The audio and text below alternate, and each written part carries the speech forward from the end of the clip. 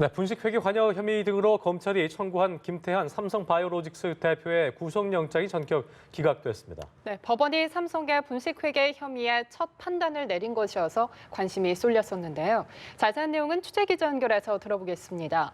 김동욱 기자. 네, 서울중앙지법은 오늘 오전 2시 30분쯤 김태한 삼성바이오로직스 대표의 구속영장을 기각했습니다. 주요 범죄 성립 여부에 다툼이 있고 증거가 수집돼 있는 점 등에 비춰 현 단계에서 구속의 사유와 필요성, 상당성을 인정하기 어렵다는 게 법원의 판단입니다.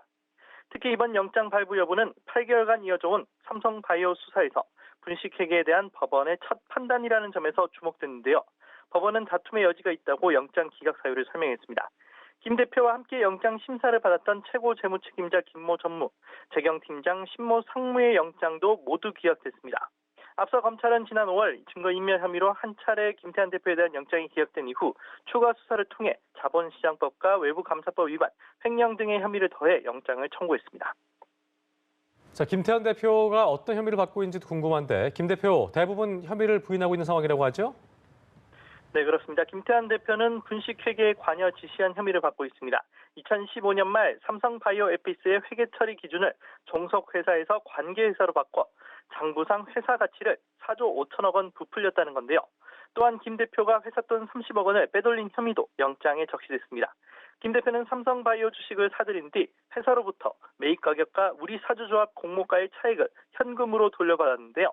검찰은 이 돈이 분식회계의 대가인 것으로 의심하고 있습니다. 하지만 김 대표는 검찰 수사에 이어 영장 심사에서도 이러한 혐의 대부분을 부인한 것으로 전해졌습니다. 네, 아무래도 이렇게 되면서 삼성바이오 분식회계 의혹 수사에는 어느 정도 차질이 불가피할 것으로 보이는데요. 검찰은 어떤 반응입니까? 네, 검찰은 법원의 구속영장 기각을 이해하기 어렵다며 즉각 반발했습니다. 혐의의 중대성과 객관적 자료 등에 의한 입증의 정도로 볼 때 구속이 필요하다는 겁니다. 또 이미 삼성 임직원 8명이 구속될 정도로 증거인멸 우려가 현실화됐고 회계법인 등 관련자들이 허위 진술 공모에 나서고 있다는 게 검찰의 설명입니다. 서울중앙지검은 김 대표에 대한 추가 수사 후 구속영장 재청구 등을 검토할 계획이라고 밝혔습니다. 분식회계 의혹 관련 첫 구속영장이 기각됨에 따라 삼성 수뇌부를 향하던 검찰 수사는 어느 정도 차질이 불가피할 것으로 보입니다. 지금까지 서울중앙지검에서 전해드렸습니다.